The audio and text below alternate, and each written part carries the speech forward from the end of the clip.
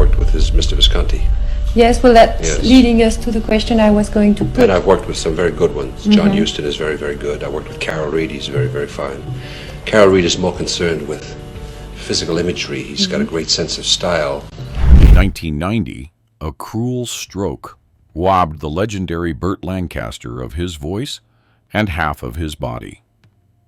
During the period of being trapped in his paralyzed body, he poured all his strength into writing a memoir that shook Hollywood, a blacklist exposing the truth behind the glamorous facade of many stars, people whose true nature was utterly repulsive. They are the most talented directors of their own lives, Burt Lancaster painstakingly recorded with his trembling hands. Within the pages of this memoir appeared everything from a sizzling female star, who was, in reality, merely a puppet in the hands of the mafia, to a celebrity drowning in addiction while clinging to unscientific beliefs, and even some individuals who had once been very close and intimate with him. So, who exactly were they? And why has this memoir only been brought to light now? 1. Marilyn Monroe, a spy planted in America by the mafia. Burt Lancaster was never particularly fond of Marilyn Monroe. He considered her unprofessional and very difficult to work with. Yet what Burt revealed in his memoirs is even more shocking. The glamorous actress was, in fact, a tool in the hands of the mafia. It has long been known that Monroe led a private life full of scandal, but few could have suspected that behind these controversies lay not merely tales of romantic entanglements or financial troubles, but also complex, clandestine transactions. Everything began when she befriended Frank Sinatra, the Hollywood star who had close connections with mob bosses in the underworld. It was Sinatra who guided Monroe into the whirlpool of mafia influence. From changing her hair color to undergoing cosmetic surgery to perfect her appearance, she was meticulously trained and transformed into a sharp weapon of seduction. Monroe became a pawn exploited by the mafia to approach and manipulate politicians, businessmen, and the elite upper class. In return, she gained dazzling fame and a prominent position in the entertainment world. According to numerous documents and secret theories, Monroe's life was far more than that of a mere film icon. She is believed to have been a highly calculating woman who knew how to use her fragility to captivate men. With her seductive beauty and sweet voice, she could easily control influential figures, ranging from President John F. Kennedy to Attorney General Robert Kennedy, turning them into pawns that served her own and the mafia's interests. It is widely believed that Monroe's ultimate purpose was to extract national secrets through her romantic liaisons, and for this very reason, she paid the ultimate price with her life. On August 5, 1962, Monroe was officially reported to have committed suicide by overdosing on sleeping pills. That is the official story. Yet behind that statement lies a chilling truth. There are theories suggesting she was murdered via an injection, administered through the rectum to leave no trace, rendering any investigation nearly impossible. Could it be that the image of Monroe as delicate and innocent was merely a mask hiding the covert power exchanges between Hollywood and American politics?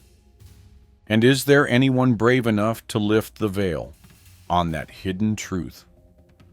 Like a signal pointing to the darker corners of the entertainment world, this story is only the beginning of a series of secrets that go far beyond what anyone could imagine. 2. Elvis Presley, the underage predator and his obsession with his mother. At the top of the list, presented by Burt Lancaster, there is no other name than Elvis Presley. Behind the dazzling glamour of the king of rock and roll lies a series of dark secrets that few could ever imagine. According to Burt Lancaster, Elvis was an underage predator, and his sudden death at the age of 42 was, in fact, merely a cover-up for his attempts to escape punishment for his sins. The music legend is believed to have ended his own life out of fear that his relationships with underage girls would be exposed.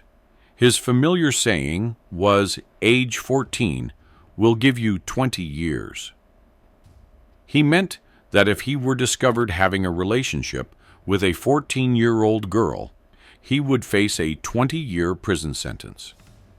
Despite the law strictly forbidding such behavior, Elvis pursued these illicit relationships as early as the 1950s. Unfortunately, just as his career began to soar, society was extremely conservative, and the public worshipped Elvis as a god. And on top of that, he had a team of lawyers and managers working behind the scenes to protect, shield, and maintain his perfect image.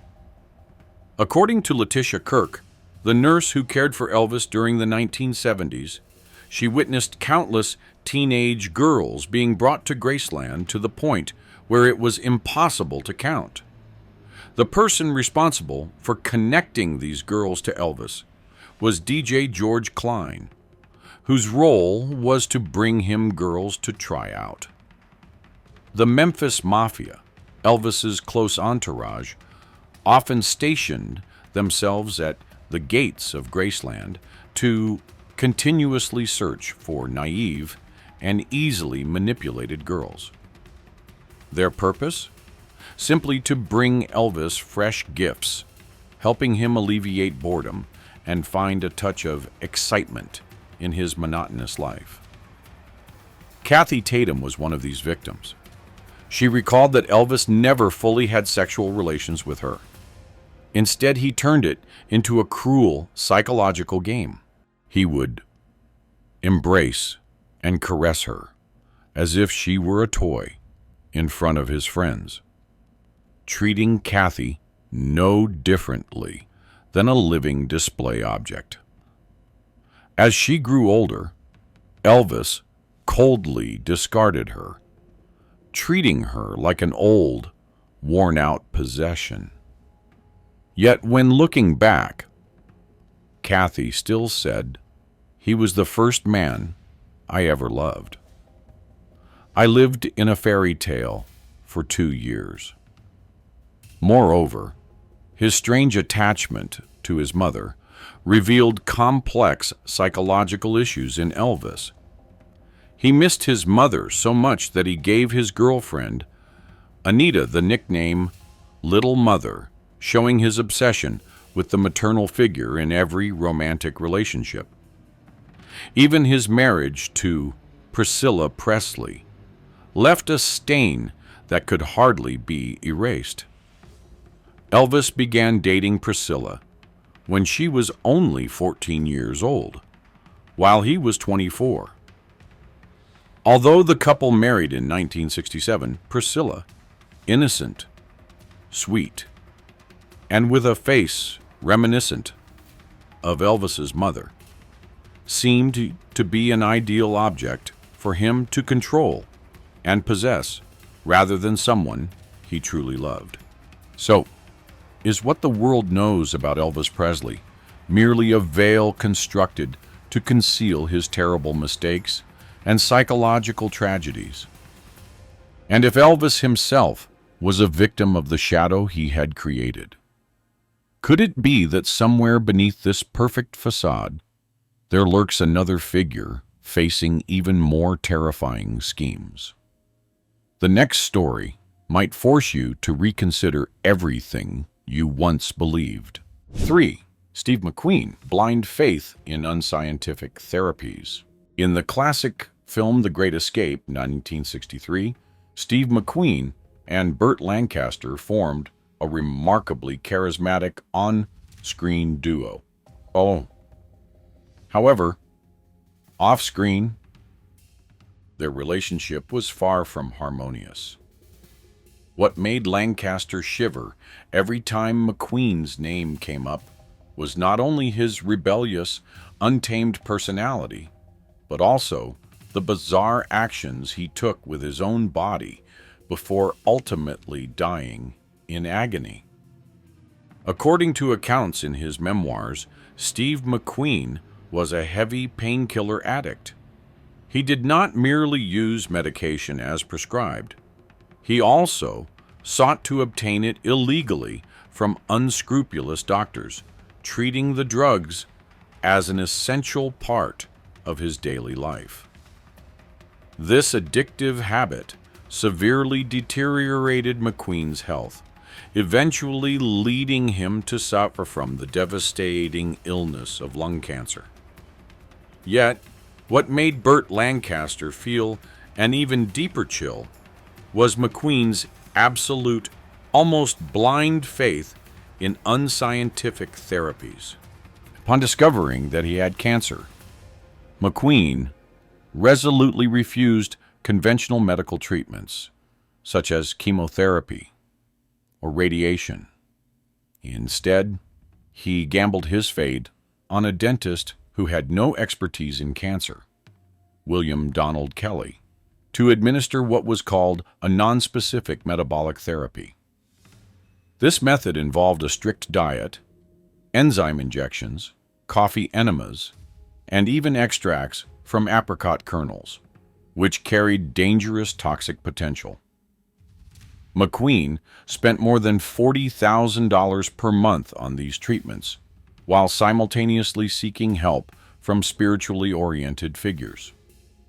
In contrast to this blind devotion, Burt Lancaster maintained a clear-headed perspective. He believed that what McQueen was doing amounted to nothing less than self-destruction, and even openly warned him, saying, "McQueen is killing himself." Nevertheless, despite all attempts to intervene, the King of Cool merely offered a faint smile, confident that his body was different from ordinary people, and disregarded all precautionary advice. By the end of October 1980, when Kelly's therapy had completely failed, a desperate McQueen went to Mexico to undergo surgery to remove the tumor under a false name. Yet only a few days later, in November of the same year, he passed away from a heart attack at the age of 50. Steve McQueen's death not only closed the chapter on the life of a legendary star, but also became a bitter testament to self-destruction when one places complete faith in irrational practices. And while Hollywood continues to conceal many secrets behind the glittering lights, another figure with extreme views and controversial actions still awaits mention. 4. Audrey Hepburn, extramarital romances behind the perfect image. In the eyes of the public, Audrey Hepburn was always celebrated as an icon of elegance, pure beauty, and a soul filled with kindness. However, behind that seemingly flawless exterior lay a personal life marked by emotional turbulence and complexity, rarely revealed to the world. According to the memoirs of Burt Lancaster, Hepburn's life demonstrated that even those who appear to be the most perfect must face deep inner conflicts and emotional struggles. Her first notable romance began when Audrey collaborated with actor William Holden in the film Sabrina, 1954. At that time, both were already emotionally committed. Holden was married, while Audrey was engaged to James Hansen. Their relationship developed passionately. Audrey fell deeply in love with Holden and even contemplated breaking off her engagement to be able to marry him. Yet, despite Hepburn's intense affection, Holden remained bound by his existing marriage. Although Audrey had considered ending her engagement, their romance ultimately remained hidden in secrecy. Their affair came to an abrupt end when Audrey discovered that Holden had secretly undergone a vasectomy, meaning he could never have children. For Hepburn, a woman who had always longed to have children of her own, this was a profound shock. She was forced to end the relationship in order to pursue her dream of becoming a mother. After her first marriage ended, Audrey took another step in her personal life with psychiatrist Andrea Dotti. However, this marriage was far from peaceful. During the strained months of their union, Audrey found emotional resonance while filming Bloodline, 1979, alongside actor Ben Gazzara. During the collaboration, she confided in him about the sadness and emptiness in her private life. It was this understanding and companionship that gradually brought them closer, sparking suspicions that an extramarital relationship had formed, rooted in the emotional void Audrey had not found in her husband. In moments of genuine sharing and rare empathy, Audrey found the comfort she could not attain from her failed marriage. That connection likely crossed the boundaries of friendship, evolving into a secret romance. Hepburn's life shone with brilliance and beauty, yet behind it lay pain and loneliness that few could understand.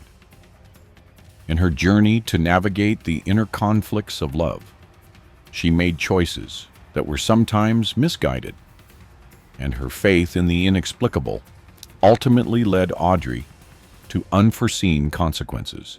5. Frank Sinatra, the arrogant, meaning, and violent man. Frank Sinatra has long been regarded as a cultural icon, representing the luxurious, sophisticated, and effortlessly cool lifestyle that many people admire and aspire to. However, behind that dazzling exterior, he was a complex and often contradictory individual, frequently displaying a domineering and violent nature. Sinatra carried a combative attitude and, on numerous occasions, openly confronted fellow celebrities such as Dean Martin, Sammy Davis Jr., and most notably, Burt Lancaster. He often tended to act with disdain toward others, sometimes even launching direct and harsh attacks. The tense relationship between Sinatra and Burt Lancaster serves as a vivid example, particularly during the production of From Here to Eternity, 1953. Despite collaborating on the same project, the two men seemed to occupy opposite extremes. Lancaster was disciplined and serious, while Sinatra was hot-tempered, prone to outbursts, and often caused disruptions. Although both appeared in From Here to Eternity, Sinatra was far from the kind of person who easily got along with others. In contrast, Lancaster, with his inherent rigidity, found it even more difficult to tolerate Sinatra's aggressive and rough behavior. During filming, conflicts between the two frequently arose, forcing director Fred Zinnemann to step in repeatedly to mediate. At the height of their clashes, Sinatra did not hesitate to berate Lancaster with sharp words, calling him a fool, arrogant, and an actor who only knows how to show off. In response, Lancaster refused to back down, sarcastically labeling Sinatra as talentless, and saying he could only sing but not act. When Sinatra unexpectedly won the Oscar for Best Supporting Actor, the tension between them intensified further. Even with his own success, Sinatra remained unsettled because Lancaster continued to receive considerable attention. In private conversations, he repeatedly criticized Lancaster, claiming that that man has nothing noteworthy about him except knowing how to pose in front of the camera. Feeling overshadowed, Sinatra's resentment grew, especially when Lancaster was praised for his talent. In an interview, Sinatra openly referred to Lancaster's arrogance, asserting that he was a difficult man who would not accept any opposing opinions. The conflict reached its peak when Sinatra publicly mocked Lancaster in front of friends and colleagues, saying that Lancaster only knew how to stick to serious roles, whereas Hollywood needed people who lived life to the fullest and burned with passion, like himself. What might have seemed like a joking remark truly infuriated Lancaster. He retorted bluntly, "I don't need your challenges. You can go with as many women as you want, but never judge my work." And although their verbal duel did not escalate into a physical fight, it marked a permanent fracture in their relationship. Even later, when they reunited in The Manchurian Candidate, 1962, the gap between them was never healed, as it once might have been. And the tension with Lancaster was only a small part of the picture, for behind it all, another figure awaited, promising to astonish even more. 6. Clint Eastwood, political conservative, in the bizarre dialogue with an empty chair. Clint Eastwood and Burt Lancaster were not only different in their acting styles, but also in their political views. While Eastwood is often remembered for his calm, reserved demeanor and somewhat stiff presence, Lancaster stood out for his generosity, charisma, and at times, impulsive nature. Eastwood is a staunch conservative, renowned for his blunt and straightforward statements, never shying away from expressing his opinions. In stark contrast, Lancaster leaned toward liberalism, emphasizing progressive values. This difference was vividly reflected in a conversation recorded in memoirs from the late 1960s. At that time, Eastwood candidly remarked, "I just can't understand how you can support Democratic policies. They only know how to waste money and fail to solve anything. This society needs practicality, not the empty theories that you keep chasing." Immediately, Lancaster responded, "Practicality? Or is it merely fear of change? I truly don't understand how you can believe in conservatism without considering the poor, the people who are being crushed under this entire system. What you call practicality is nothing more than a veneer hiding selfishness, Clint." From those early years and throughout his career, Eastwood remained famous for political stances that sparked considerable controversy. The peak of this notoriety occurred at the 2012 Republican National Convention, when he staged a fictional dialogue with an empty chair, symbolizing President Barack Obama. During his speech, Eastwood openly criticized Obama for failing to deliver on his promises, even calling him completely crazy. He also remarked, "What do you want me to tell Romney? I can't tell him to do that. He can't do that to himself."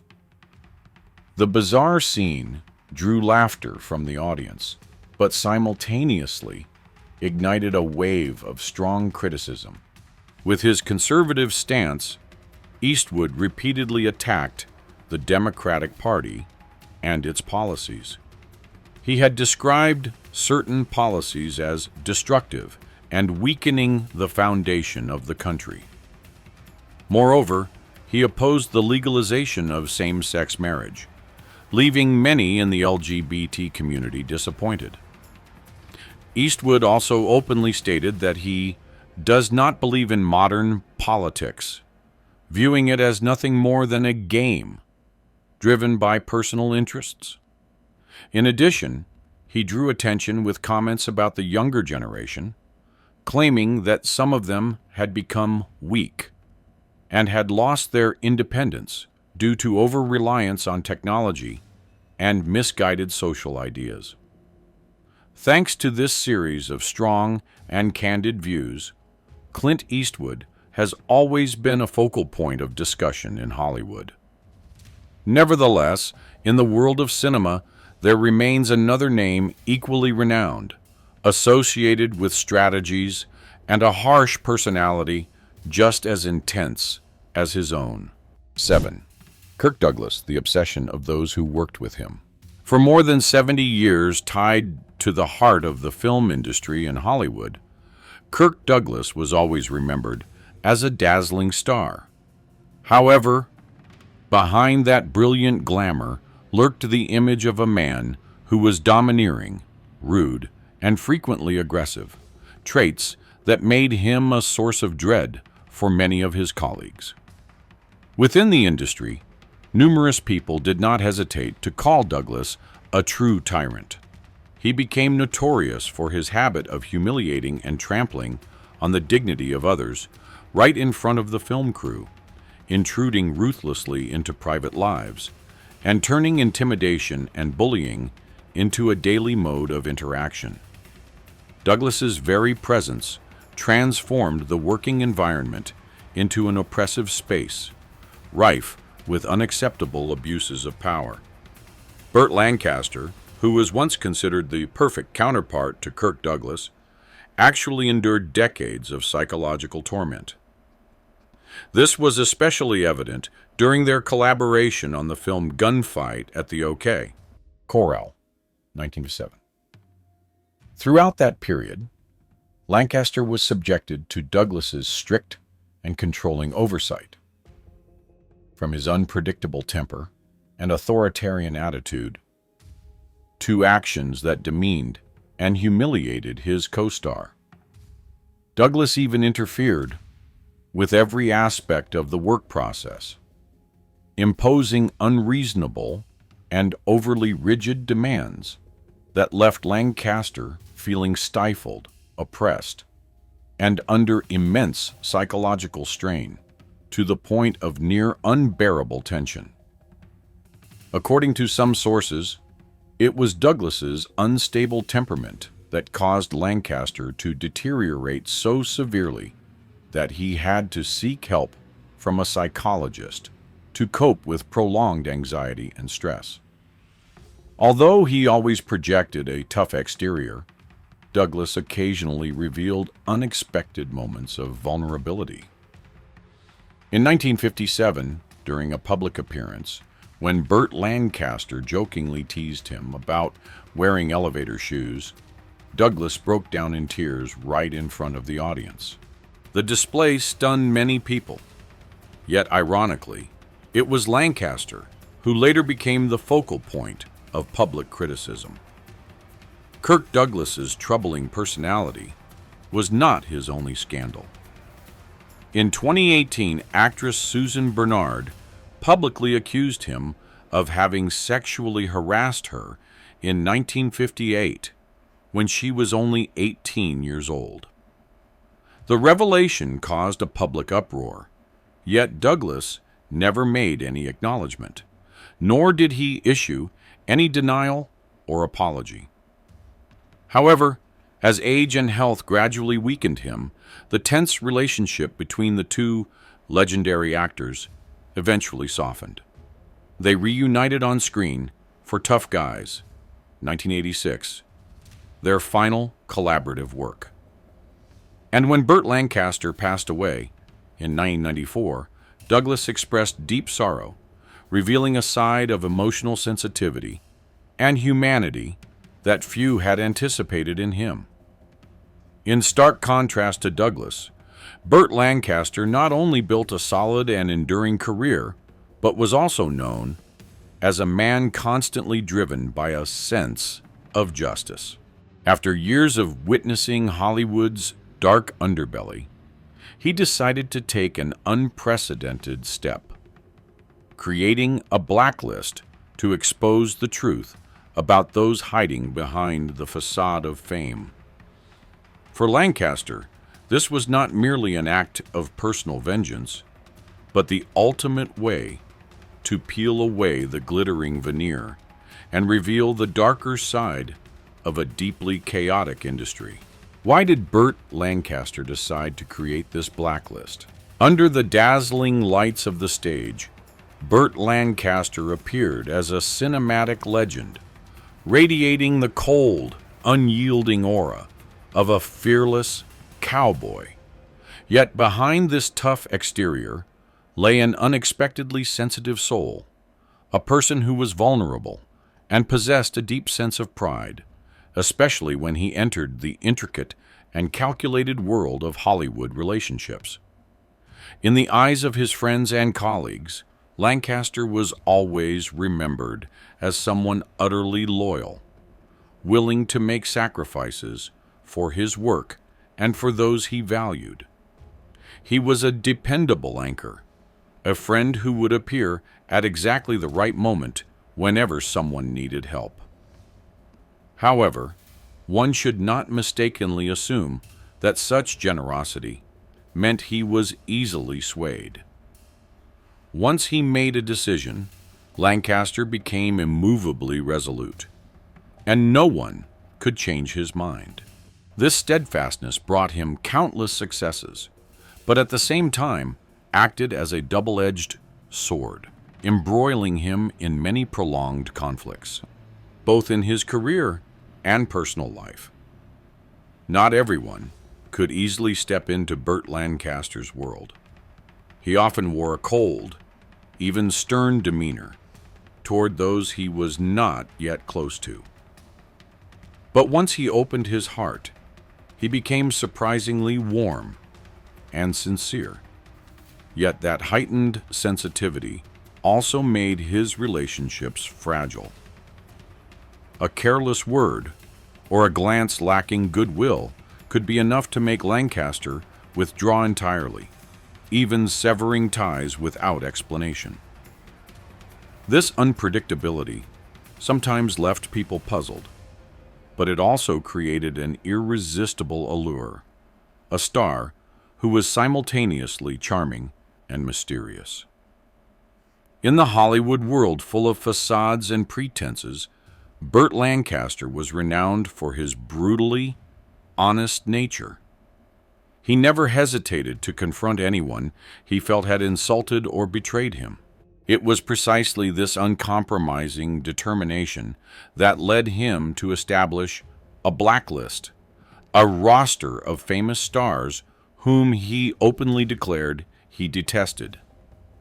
Some of the names on this list were once colleagues, even friends, but due to irreconcilable conflicts, they became his permanent enemies.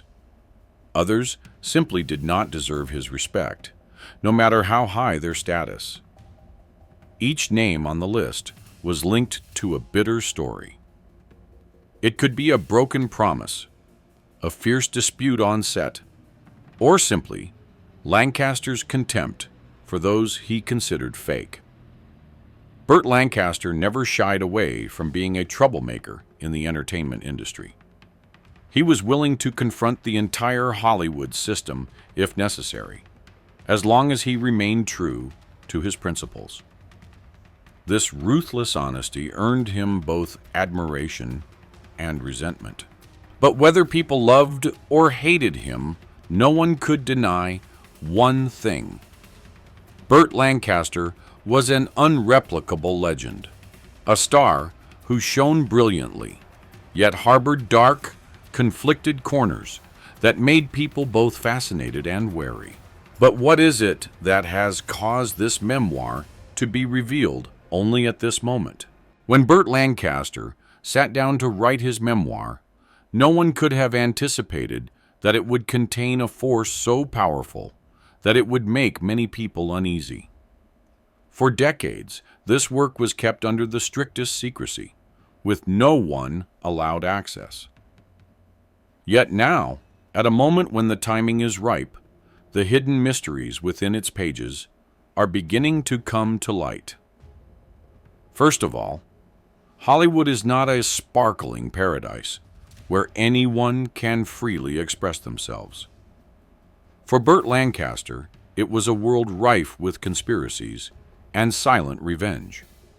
In his memoir, he exposed the dark schemes of the powerful moguls in the entertainment industry, individuals who manipulated not only the careers, but also the personal lives of countless stars.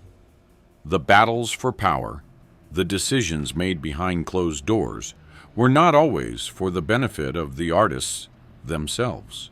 Lancaster candidly admitted that he, too, had been caught up in this whirlpool of power, and he did not hesitate to reveal its terrifying ruthlessness, which had left many within the industry horrified. Moreover, he asserted that Hollywood is far from the paradise that many imagine it to be. The glamorous photos, the dazzling stage lights, are merely a veneer concealing the countless schemes, deceptions, and sufferings endured by the stars.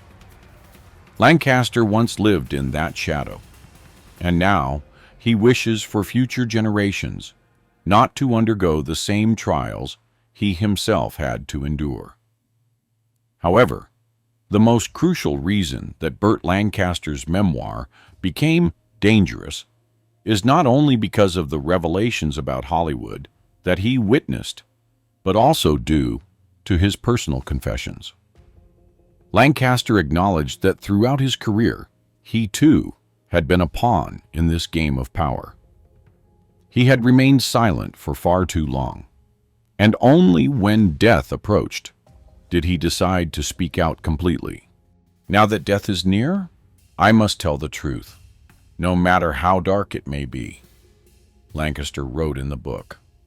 And it is precisely this declaration that has rendered the work a genuine threat to Hollywood. To this day, the blacklist he left behind remains one of the greatest mysteries of the film capital, leaving fans and critics constantly wondering, how many truths have yet to be revealed in Burt Lancaster's memoir, The Real Person Behind the Dazzling Stardom? Leave your comments below, and don't forget to like, share, and subscribe to continue following stories about legendary figures. Because sometimes what shapes them is not the moments on stage, but the scars they have hidden throughout their lives.